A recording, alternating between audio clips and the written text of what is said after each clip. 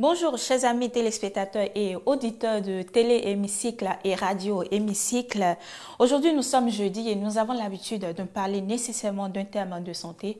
Aujourd'hui nous nous intéressons surtout à la kinésithérapie. Mes invités y sont confortablement installés et nous nous retrouvons tout juste après le jingle.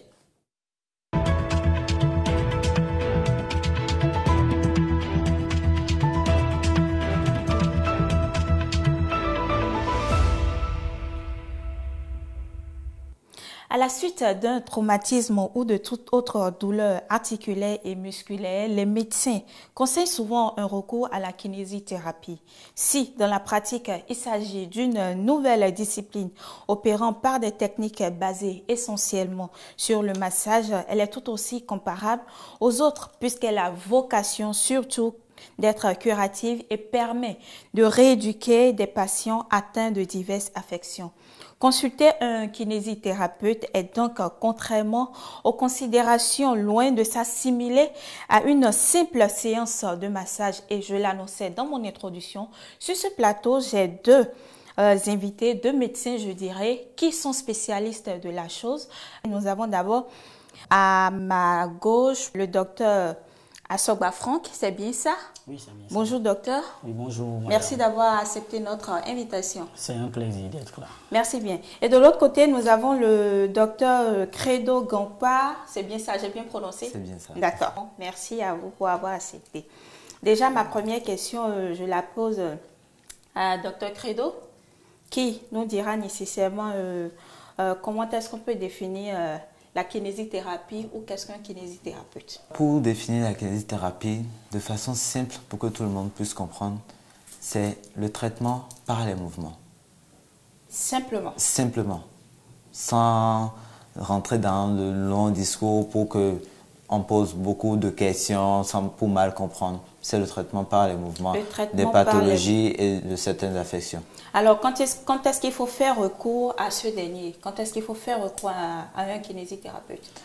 Il faut faire recours à un kinésithérapeute à tout moment dans la vie. Vous savez, la kinésithérapie, elle n'est pas là seulement pour le traitement. Elle est là aussi à but de prévention. Donc, une personne normale qui n'a même rien, qui n'a aucune douleur, d'accord, peut faire recours à un kinésithérapeute. Il peut faire recours à ce kinésithérapeute pour des conseils d'hygiène sur son corps, par rapport à une activité physique qu'il fait. Pour toutes les maladies pratiquement, l'activité physique, elle prime surtout.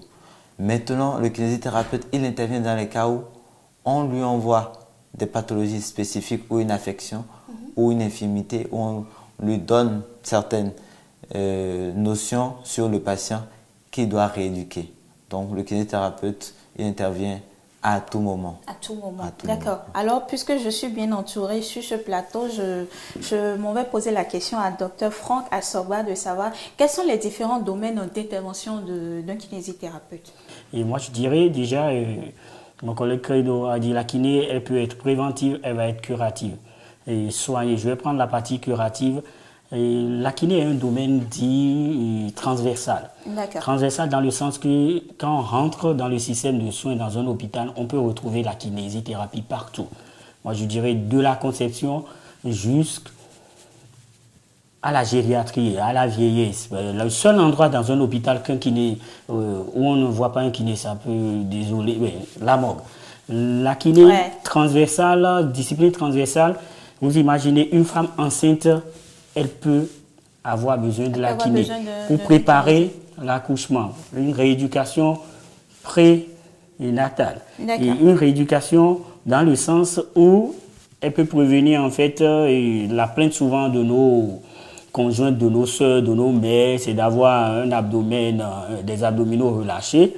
Donc on peut avoir une kiné qui est faite dans ce sens avant l'accouchement. La kiné aussi avant l'accouchement permet de préparer l'accouchement.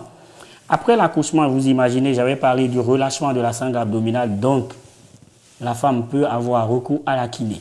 À la naissance, les enfants peuvent naître avec des déformations orthopédiques. Ils vont avoir de la kiné. L'enfant va naître, il va grandir.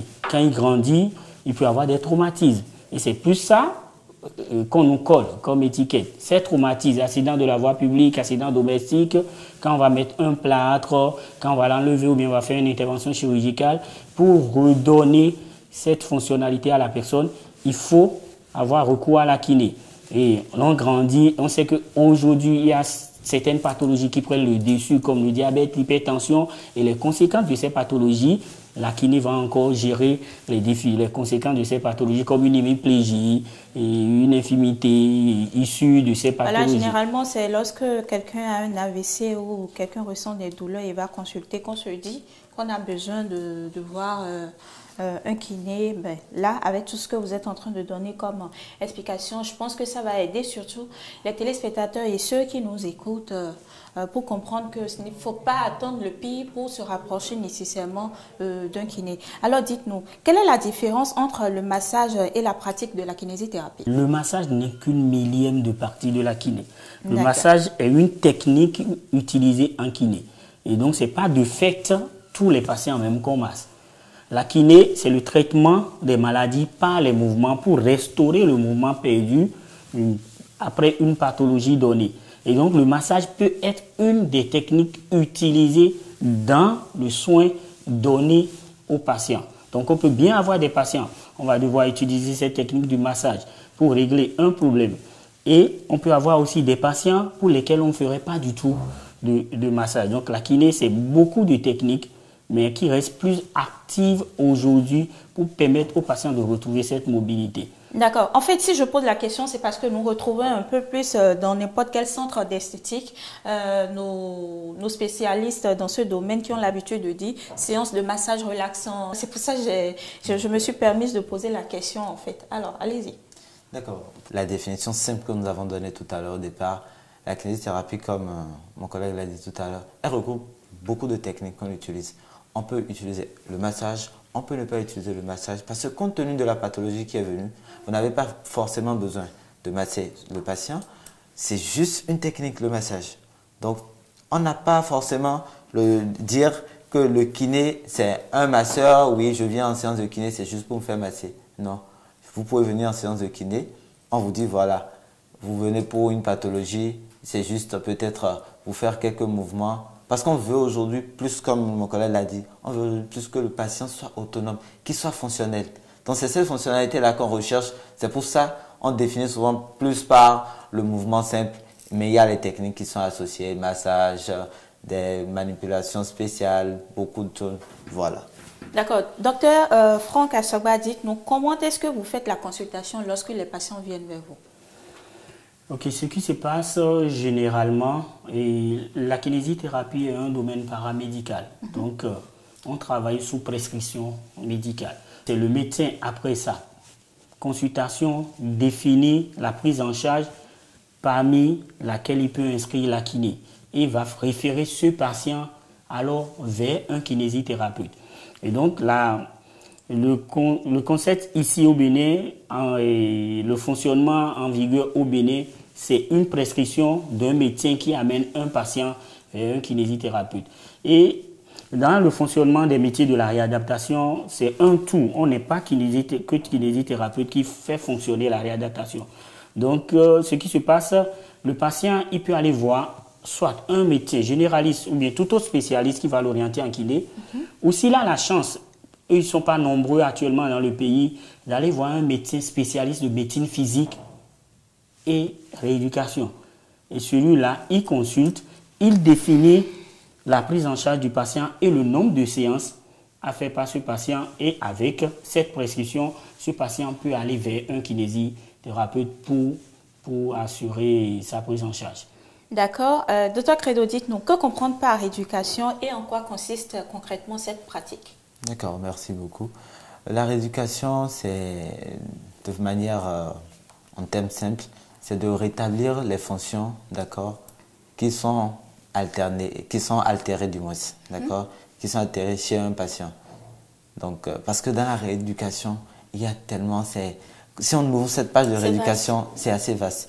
On peut vous faire une rééducation, par exemple, pour le langage, on peut vous faire une rééducation pour les yeux, on peut vous faire une rééducation pour le membre inférieur, on peut vous faire une rééducation pour le membre supérieur, on peut faire une rééducation dans beaucoup de cas. Vous vous avez un mot à dire là-dessus par rapport à la rééducation? Oui, la rééducation, en fait, comme il le disait, c'est le fait de rétablir, je dirais, une fonction qui est soit perdue ou altérée par une pathologie ou carrément une fonction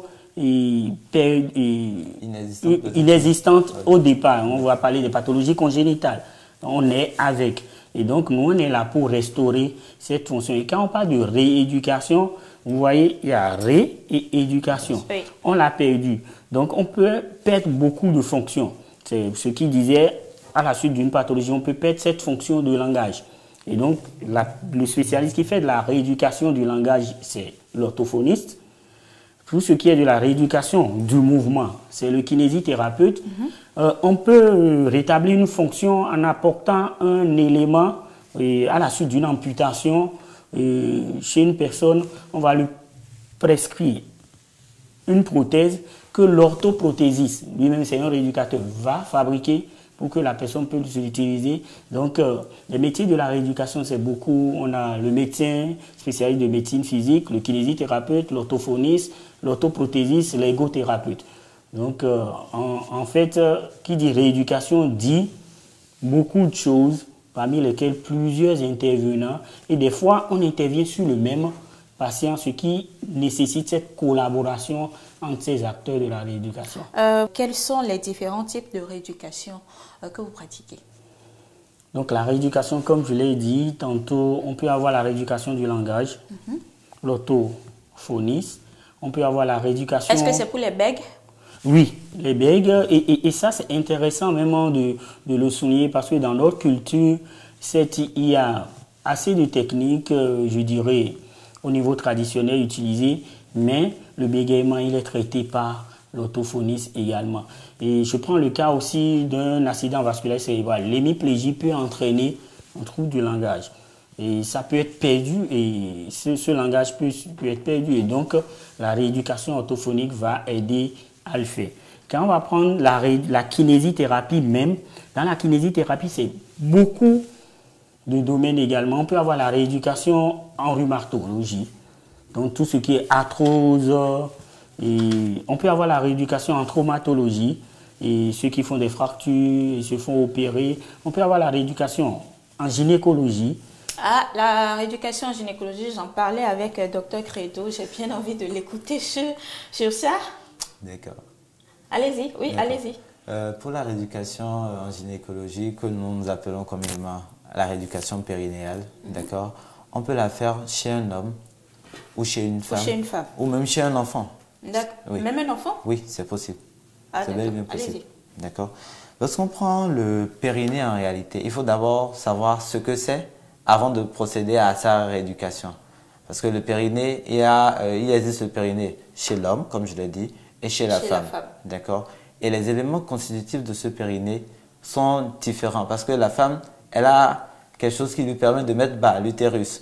Donc, il y a des muscles, d'accord, qui soutiennent, comme un plancher, qui soutiennent ces organes-là, comme le vagin, l'urètre et l'utérus. Donc, chez la femme, l'utérus s'ajoute. Donc, ces muscles-là qui soutiennent ce plancher, lorsque nous avons un déficit au niveau de ces muscles, nous pouvons avoir un souci qui va entraîner une rééducation périnéale. Je prends un simple cas. Je prends un monsieur, d'accord, qui il va au sport, il fait un peu de mouvement. Après, il ressent peut-être une légère fuite d'urine dans son dessous. Il se dit, ah, net, mais qu'est-ce qu'il y a? Qu'est-ce qui ne va pas? Qu'est-ce qui ne va pas? Bon, peut-être au départ, il néglige ou il prend au sérieux. Mais dès qu'il prend au sérieux et qu'il va voir un neurologue ou un autre médecin spécialisé, le médecin peut lui dire, ah, allez voir un kiné, il lui fait le banc de kiné, il va voir le kiné. En ce moment, quand il vient voir le kiné, on va faire un examen des muscles de ce plancher pelvien-là pour voir si ces muscles arrivent vraiment à se contracter comme il se doit. Parce qu'il y a une cotation encore qu'on donne à ces contractions de muscles. Donc, on vérifie si ces muscles vraiment sont au top. On va vérifier aussi maintenant les muscles au niveau de l'abdomen. Parce qu'un relâchement des muscles de l'abdomen peut entraîner une augmentation de la pression qui, au lieu d'être contenue au niveau abdominal, peut être directement sur ces organes-là et qui va entraîner à chaque fois sur cet effort, sur un effort ou sur certains mouvements, peut entraîner cette descente d'organes ou des fuites d'urine qui vont survenir chez ce patient. Donc, il va falloir lui apprendre une rééducation des muscles abdominaux et une rééducation des muscles au niveau du périnée pour qu'il puisse mieux se retrouver. Alors, dites-moi, cher médecin, lorsqu'on parle de rééducation fonctionnelle, qu'est-ce que vous mettez dedans? Rééducation, c'est réapprendre. Fonctionnel, le radical, c'est la fonction. Et donc, une pathologie peut nous faire perdre une fonction. Et je vais expliquer de façon simple. Quand je prends les deux membres inférieurs, la fonction principale des deux membres inférieurs, c'est la marche. Un individu peut faire un accident de la voie publique et se voir casser la jambe. On va le plâtrer par exemple. Quand on va le plâtrer, il va rester dans le plâtre pendant peut-être 1 mois, 2 mois ou 3 mois. Donc genou tendu. Imaginez la suite, quand on va enlever le plâtre, donc difficulté à plier son genou. Quand on va enlever le plâtre, c'est qu'on va avoir une fonte des muscles de la jambe. Et donc, il faut restaurer la fonction. Et donc, ça va être compliqué de marcher genou tendu parce qu'on n'a pas l'habitude de marcher genou tendu. Si. Et donc, ce qui va se passer en ce moment-là, le kiné va restaurer cette fonction qui est la marche en allant travailler sur ce qu'on a perdu au cours de cette immobilisation. Donc, la rééducation, elle est liée à une fonction. J'avais dit tantôt, il y a la fonction du langage qui peut être perdue. Donc, c'est le réapprentissage, c'est le rétablissement des fonctions perdues suite à une pathologie ou bien des fonctions qu'on a perdues de façon congénitale. D'accord, vous voulez toujours dire un mot par rapport à ça? Je vais essayer de renchérir un peu. Comme il a dit tout à l'heure, lorsqu'on prend toujours un cas d'accident de la voie publique, où l'accidenté, par exemple, il perd la jambe, d'accord? On lui fera une rééducation déjà pour préparer les muscles à prendre une prothèse. Donc, l'orthoprothésiste va intervenir. Donc, quand l'orthoprothésiste intervient maintenant, vous voyez que la fonctionnalité de l'individu d'avant, elle ne sera plus la même peut-être. Parce qu'il allait au boulot avec ses 2 jambes. Maintenant, il est obligé de mettre une prothèse. Quand il met une prothèse, il faut là maintenant préparer la phase de réadaptation. Parce qu'il faut l'adapter maintenant à ce nouveau système de vie. Parce qu'il n'était pas habitué à ça. Ce mode de vie-là. Donc, il faut réapprendre à vivre. Voilà, donc rééducation. Et c'était juste pour rajouter la partie de la réadaptation. Dans ce cas, il faut faire la rééducation et la réadaptation. Et maintenant, l'insertion sociale. Parce que quelqu'un qui a un membre amputé, vous êtes d'accord avec moi? La perception du public sur lui, il avait une jambe, il avait ci. Et quand il le perd, tout le monde, quand on lui fait une prothèse, quand on lui fait une prothèse esthétique et il sort en public, vous n'allez rien sentir. C'est quand vous êtes vraiment averti que vous allez dire, oui, ce gars, il porte peut-être une prothèse du membre inférieur, il porte une orthèse ou il porte une prothèse du membre supérieur. D'accord. Alors, dites-nous, docteur, quelles sont les qualités et compétences d'un kinésithérapeute? Bien. En termes de qualité et compétences, je pense qu'il y a assez de choses à dire.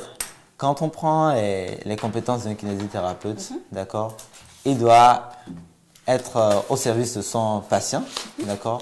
Comme je l'ai dit, il doit être à l'écoute de son patient. Parce que lorsque le patient se plaint, si vous l'ignorez, d'accord, c'est comme si vous faites fi de tout ce qu'il dit. Donc psychologiquement, des fois, cette partie-là, juste de l'ignorance de sa question, peut retarder votre traitement. Or, quand vous répondez, même si il n'a pas raison peut-être, et vous le ramenez sur la droite ligne, vous voyez cette compétence-là, vous arrivez quand même, c'est comme si vous jouez le rôle d'un psychologue.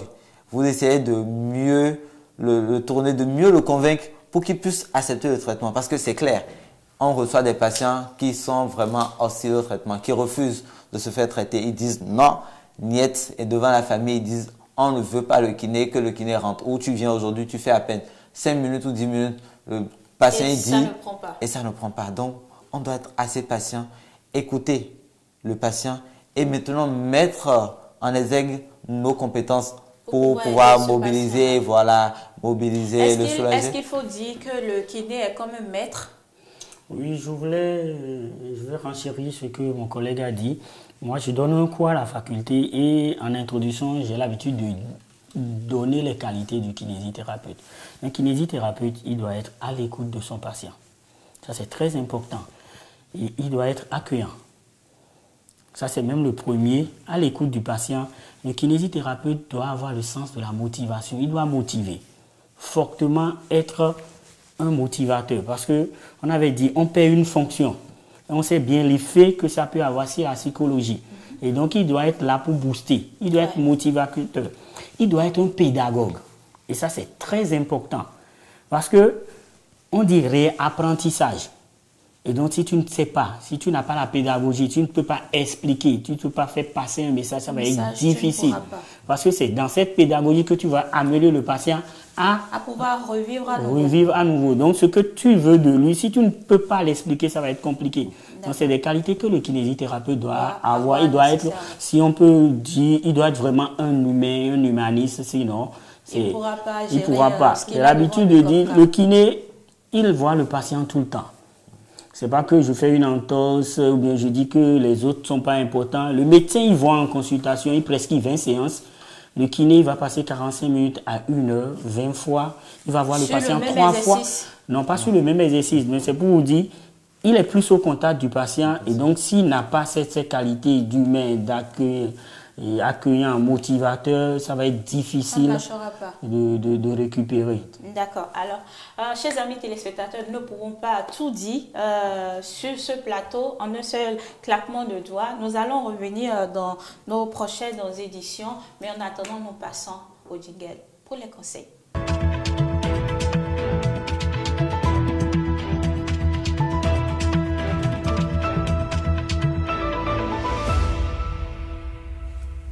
Alors, nous avons parlé de la kinésithérapie tout le long de cette émission. Docteur, quel conseil donnerez-vous à tous ceux qui nous suivent et qui nous écoutent en guise de conclusion, puisque malheureusement, nous sommes à la fin de cette émission? Merci déjà pour l'opportunité que vous nous offrez pour parler de la kiné. Comme conseil, je dirais aujourd'hui, dire aux gens qu'il y a un domaine paramédical au service de la population qui aide à restaurer des fonctions perdues. Les kinés, au départ, on n'était pas nombreux. Il y a une école de kinés qui forme des kinés qui sont disséminés sur tout le territoire actuellement. Et n'ayez pas peur d'aller vers les kinés parce qu'ils vont vous aider énormément à améliorer votre qualité de vie. Parce qu'elle reste altérée suite à des pathologies. D'accord. Docteur, votre mot de fin? Mon mot de fin, comme mon collègue l'a dit tout à l'heure, j'exhorte vraiment la population béninoise à chercher à mieux s'approcher des kinésithérapeutes.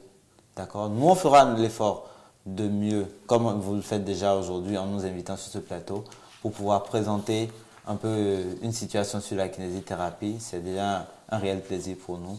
Et je pense quand même que la kinésithérapie, c'est un métier d'avenir. Et il va beaucoup aider la population béninoise. Car nous allons tous passer d'une phase de naissance jusqu'à une autre phase, jusqu'à la vieillesse. Et nous aurons besoin de kinésithérapeutes peut-être pendant toute cette durée-là. D'accord, merci beaucoup, docteur. Alors, chers amis téléspectateurs et auditeurs, c'est la fin de cette émission que nous vous remercions d'avoir suivi. Et à jeudi prochain pour un autre numéro.